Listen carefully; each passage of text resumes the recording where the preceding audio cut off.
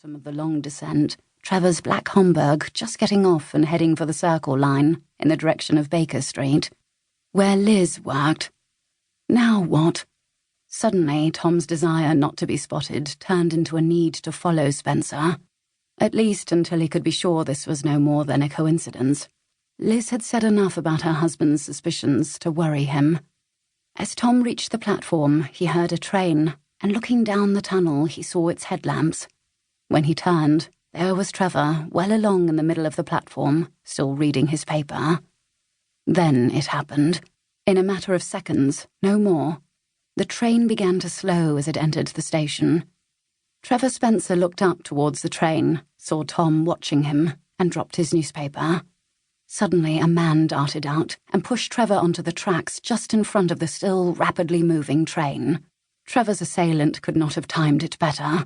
Too soon, and Trevor might have scrambled away across the track. Too late, and he would have bounced off the side of the carriage. Then the man turned calmly and walked off the platform under the "Way Out" sign in the direction of the ascending escalators. There were dozens of people on the platform, but no one had actually been watching or could have seen much beyond what their peripheral vision took in. Trevor Spencer's sudden, aborted cry, audible over the screech of the train, brought them all to attention. People were converging at the point of the platform from which he had been pushed, though there was nothing to see in the gap between train and platform, nothing at all. It was as if Trevor Spencer had simply vanished, but everyone knew there was a body down there on the tracks. Tom, however, saw nothing of this.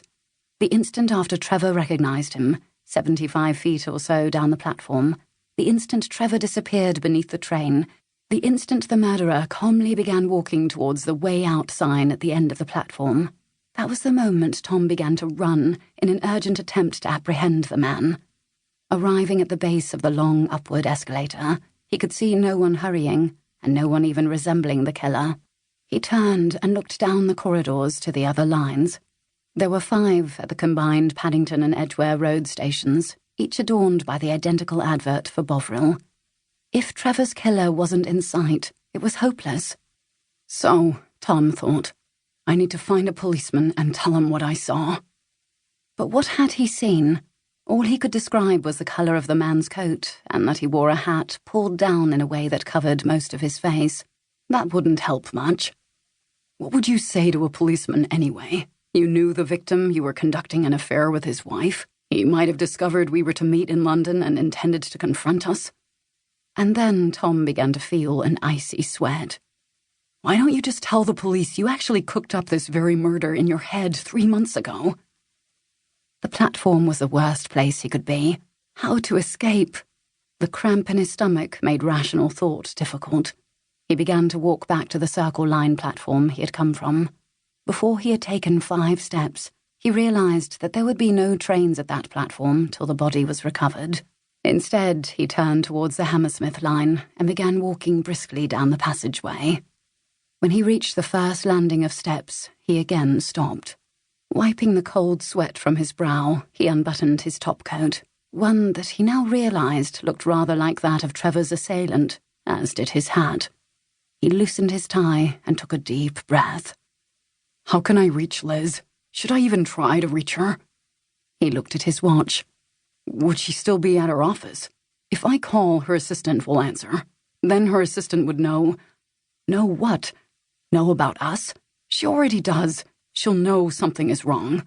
Tom was already thinking like a guilty man, or at least a suspect. He turned and sought the escalators. In the cold air of the pavement on Prayard Street, the perspiration was still running off his forehead, stinging his eyes. He mopped his face and began looking round for a telephone box. Liz would leave the office at 5 and would go to the hotel. He had to leave a message for her. It would have to be guarded. Gresham Hotel, came the strong Irish accent of the desk clerk they both knew well by now. Can you take a message for Mrs. Spencer? The room was always booked in her name. Tell her that there has been an emergency in... If he said Oxford, she'd think it was the children. In London, and she should go home immediately. Is this Mr. Spencer? Evidently the man had recognized Tom's voice. Liz and Tom had always used Spencer, her name, when they booked. Could he dissimulate? He had to. No, my name...